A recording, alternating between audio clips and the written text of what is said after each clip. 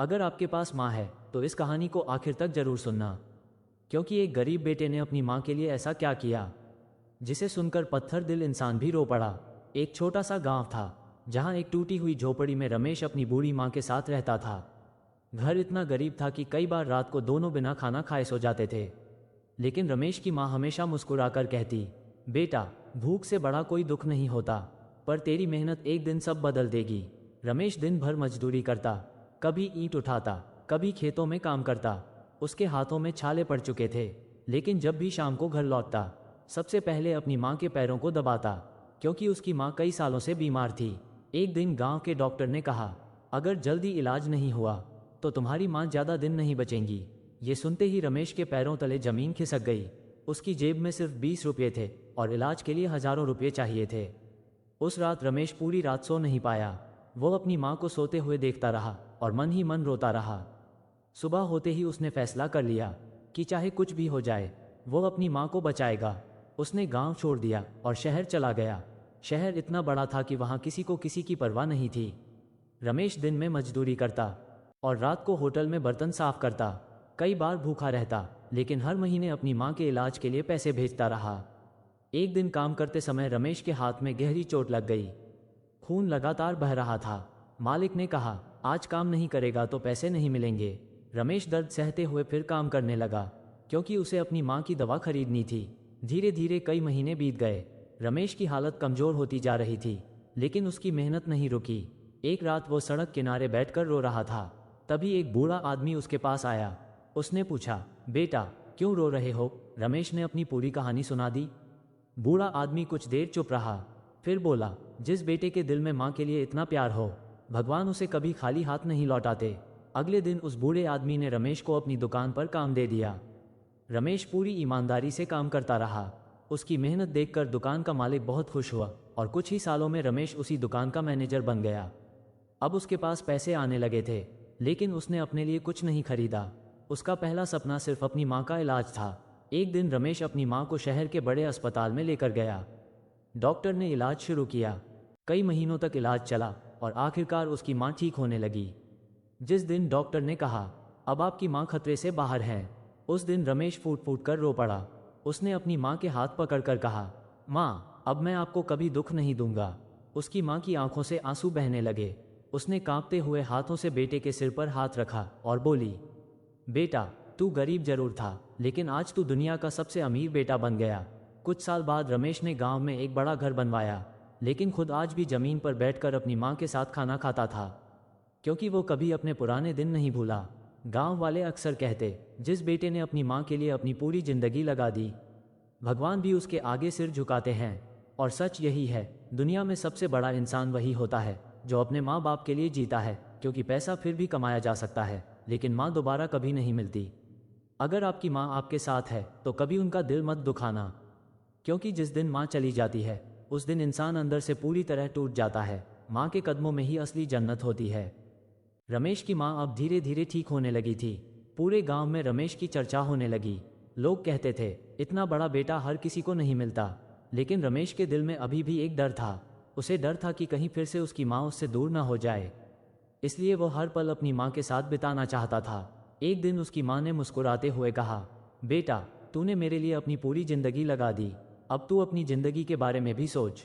लेकिन रमेश हंसकर बोला, माँ, मेरी दुनिया तो बस आपके कदमों में है। ये सुनकर उसकी माँ की आंखें भर आईं। कुछ दिनों बाद गांव में बहुत बड़ा तूफान आया। तेज बारिश शुरू हो गई। लोगों के घर टूटने लगे। गांव के कई गरीब परिवारों के पास खाने तक को कुछ नहीं बचा। रमेश ने अपनी माँ से कहा, माँ, मैं उन लोगों की मदद करना चाहता हूँ, क्योंकि गरीबी का दर्द मैं अच्छी तरह जानता हूँ। उसकी माँ ने सिर पर हाथ रखकर कहा, जा बेटा, किसी के आंसू पोंछने से बड़ा कोई पुण्य नहीं होता। बस फिर क्या था, रमेश ने अपने घर के दरवाजे सबके लिए खोल दिए। उसने भूखे लोगों को खाना खिलाया, बच्चों को कपड़े दिए, बूढ़ों के लिए दवाइयाँ मंगवाईं। धीरे धीरे पूरा गांव रमेश को भगवान की तरह मानने लगा। लेकिन एक रात जब सब सो रहे थे, रमेश ने अपनी माँ को चुपचाप रोते हुए देखा। वो तुरंत उनके पास गया और पूछा, माँ, क्या हुआ? माँ कांपती हुई आवाज में बोली, बेटा, अब मैं ज्यादा दिन नहीं जीऊंगी। ये सुनते ही रमेश की आंखों से आंसू बहने लगे। उसने कहा, ऐसा मत कहो माँ, मैंने भगवान से सिर्फ आपको मांगा है। माँ मुस्कुराई और बोली, पगले, एक दिन हर किसी को जाना पड़ता है, लेकिन मुझे इस बात की खुशी है कि मैंने तुझ जैसा बेटा पाया। उस रात रमेश अपनी माँ के पास ही बैठा रहा। उसे नींद तक नहीं आई। सुबह होते ही उसकी माँ की तबीयत अचानक बहुत खराब हो गई। रमेश उन्हें जल्दी से अस्पताल लेकर भागा। डॉक्टर इलाज करते रहे, लेकिन कुछ देर बाद डॉक्टर बाहर आए और चुपचाप सिर झुका लिया। रमेश समझ गया था, उसकी दुनिया उजड़ चुकी थी। वो जोर जोर से रोने लगा। माँ, उठो ना माँ, देखो आपका बेटा आ गया। पूरा अस्पताल उसकी आवाज़ सुनकर रो पड़ा। गांव में जब उसकी माँ की अंतिम यात्रा निकली तो हजारों लोग रो रहे थे, क्योंकि हर किसी ने देखा था कि एक बेटा अपनी माँ से कितना प्यार करता था। माँ के जाने के बाद रमेश पूरी तरह टूट चुका था। बड़ा घर, पैसा, दौलत, अब सब बेकार लगने लगा। लेकिन फिर उसे अपनी माँ की आखिरी बात याद आई, बेटा, हमेशा दूसरों के काम आना। बस उसी दिन से रमेश ने फैसला कर लिया कि अब वो हर गरीब माँ की मदद करेगा। उसने गांव में एक बड़ा अस्पताल बनवाया, जहां गरीबों का इलाज मुफ्त होने लगा। उसने अनाथ बच्चों के लिए स्कूल भी खुलवाया। धीरे धीरे रमेश का नाम दूर दूर तक फैल गया। लोग उसे अमीर आदमी नहीं, बल्कि माँ का सच्चा बेटा कहकर बुलाने लगे। एक दिन एक छोटा बच्चा उसके पास आया और बोला, क्या मैं आपको पापा कह सकता हूँ? ये सुनकर रमेश की आंखें भर आईं। उसने उस बच्चे को गले लगा लिया। उस दिन पहली बार अपनी माँ के जाने के बाद रमेश दिल से मुस्कुराया था, और शायद ऊपर आसमान में बैठी उसकी माँ भी मुस्कुरा रही थी, क्योंकि उसका बेटा आज भी लोगों के दिलों में जिंदा था। क्योंकि दुनिया में सबसे बड़ा इंसान वही होता है जो अपने माँ बाप के लिए जीता है और दूसरों के दर्द को अपना दर्द समझता है। माँ के जाने के बाद रमेश पहले जैसा नहीं रहा था। पहले जो लड़का हर किसी के चेहरे पर मुस्कान लाता था, अब वही हर रात अकेले बैठकर अपनी माँ की तस्वीर को देखा करता था। उसके बड़े घर में अब सब कुछ था, पैसा, इज्जत, नाम, लेकिन माँ की आवाज़ नहीं थी। हर सुबह वो अपनी माँ के कमरे में जाता, उनकी पुरानी चादर को सीने से लगाता और चुपचाप रो पड़ता। एक दिन गांव की एक बूढ़ी औरत उसके पास आई। उसके साथ उसका छोटा पोता था। बूढ़ी औरत रोते हुए बोली, बेटा, मेरे पास दवा के पैसे नहीं हैं। डॉक्टर ने कहा है अगर इलाज नहीं हुआ तो मैं मर जाऊंगी। ये सुनते ही रमेश को अपनी माँ याद आ गई। उसने तुरंत उस बूढ़ी औरत का इलाज करवाया। जब वो ठीक होकर वापस आई तो उसने रमेश के सिर पर हाथ रखकर कहा, आज मुझे अपने बेटे की कमी महसूस नहीं हुई। ये सुनकर रमेश की आंखों से आंसू बहने लगे।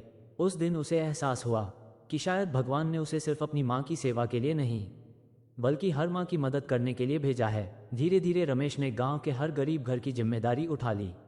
कोई भूखा नहीं सोता था, किसी बूढ़ी माँ की दवा बंद नहीं होती थी, किसी बच्चे की पढ़ाई पैसे की वजह से नहीं रुकती थी। लोग दूर दूर से रमेश को देखने आते थे, लेकिन रमेश आज भी वही साधारण कपड़े पहनता था, वही जमीन पर बैठकर खाना खाता था, क्योंकि उसने गरीबी देखी थी, और जो इंसान गरीबी देख लेता है वो कभी घमंड नहीं करता। एक दिन शहर के बड़े अधिकारी गांव में आए। उन्होंने रमेश से कहा, हम आपको सम्मान देना चाहते हैं। लेकिन रमेश मुस्कुराकर बोला, अगर सच में सम्मान देना है तो अपने माँ बाप की सेवा करो। ये सुनकर वहाँ खड़े लोगों की आंखें नम हो गईं। समय बीतता गया। एक रात रमेश अपनी माँ की तस्वीर के सामने बैठा था। बाहर तेज बारिश हो रही थी। अचानक बिजली चली गई। पूरा घर अंधेरे में डूब गया। रमेश ने धीरे से अपनी माँ की तस्वीर को हाथ लगाया और बोला, माँ, आज भी आपकी बहुत याद आती है। तभी खिड़की से ठंडी हवा आई और तस्वीर के सामने रखा दीपक अपने आप जल उठा। रमेश कुछ पल के लिए चौंक गया। उसे ऐसा लगा जैसे उसकी माँ आज भी उसके साथ हैं। उसकी आंखों से आंसू बहने लगे, लेकिन इस बार उन आंसुओं में दर्द कम और सुकून ज़्यादा था। अगली सुबह उसने एक बड़ा फैसला लिया।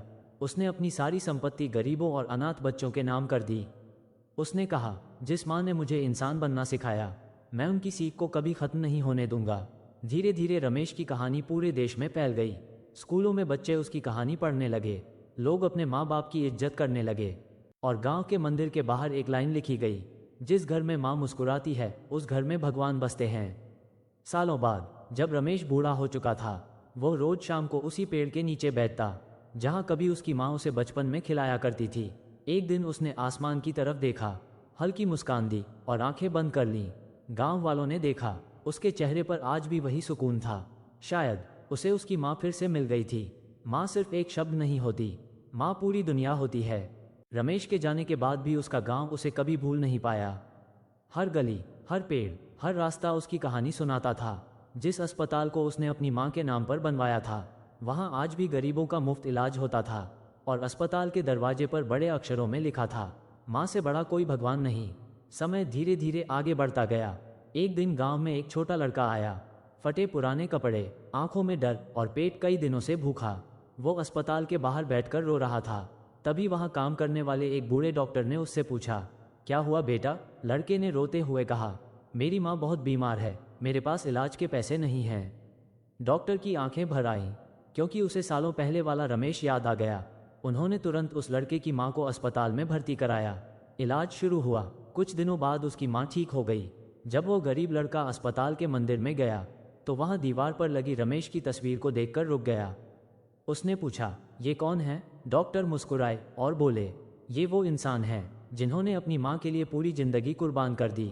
उस लड़के ने तस्वीर के सामने हाथ जोड़ लिए और उसी दिन उसने मन में ठान लिया कि बड़ा होकर वह भी लोगों की मदद करेगा। धीरे धीरे रमेश सिर्फ एक इंसान नहीं रहा, वो लोगों के लिए उम्मीद बन गया था।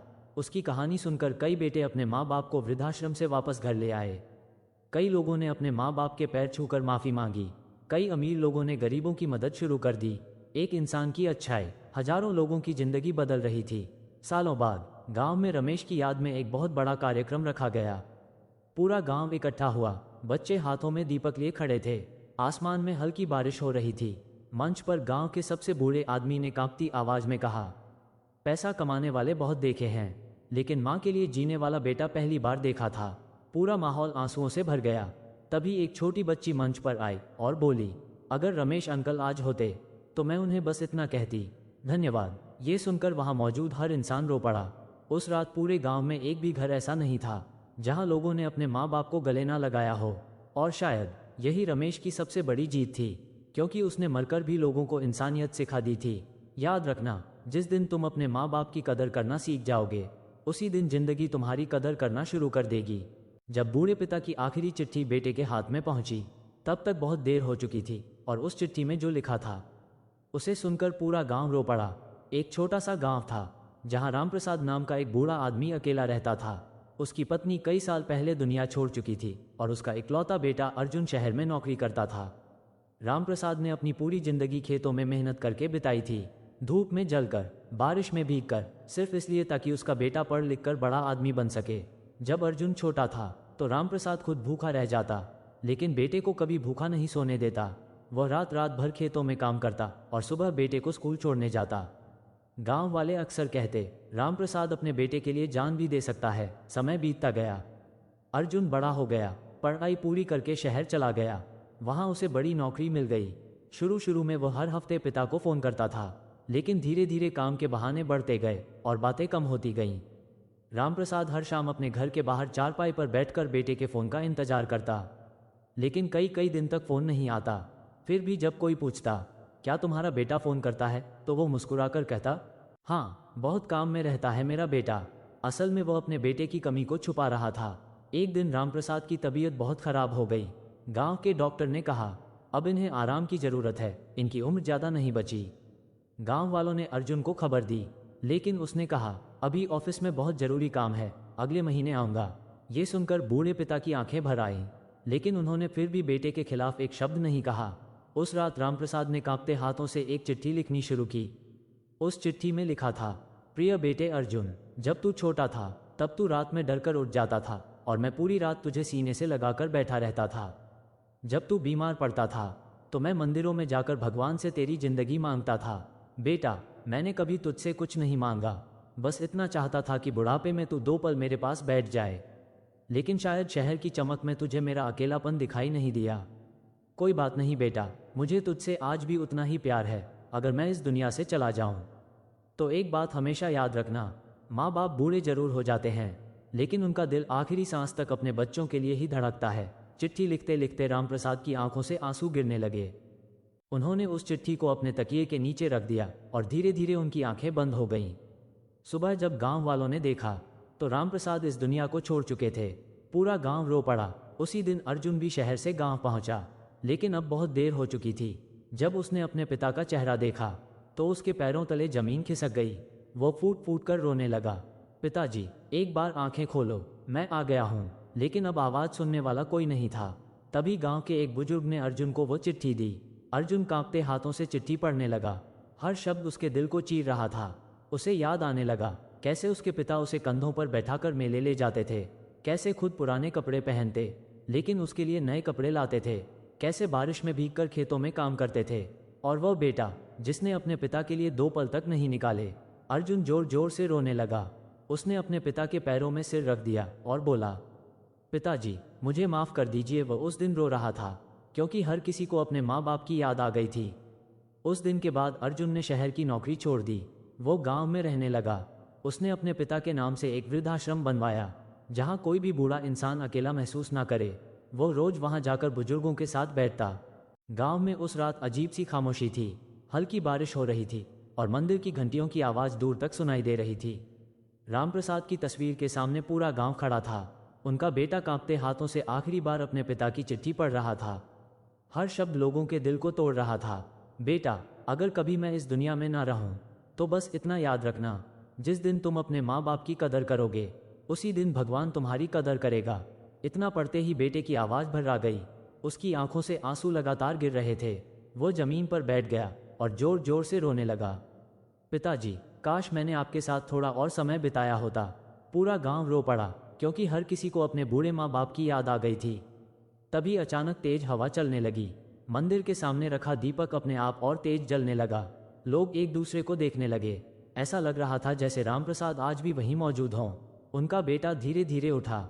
उसने अपने पिता की तस्वीर के सामने हाथ जोड़कर कहा, पिताजी, मैं वादा करता हूँ अब इस गांव का कोई भी बूढ़ा इंसान अकेला नहीं रहेगा।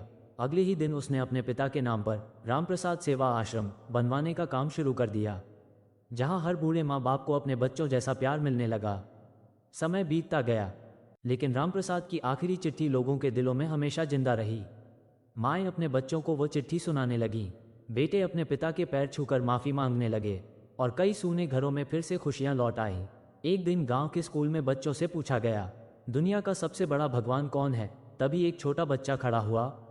उसकी आंखों में आंसू थे और उसने धीरे से कहा, माँ बाप। पूरा स्कूल तालियों से गूंज उठा। आसमान में हल्की धूप निकल आई थी और शायद कहीं ऊपर बैठकर रामप्रसाद भी मुस्कुरा रहे थे, क्योंकि एक पिता कभी मरता नहीं।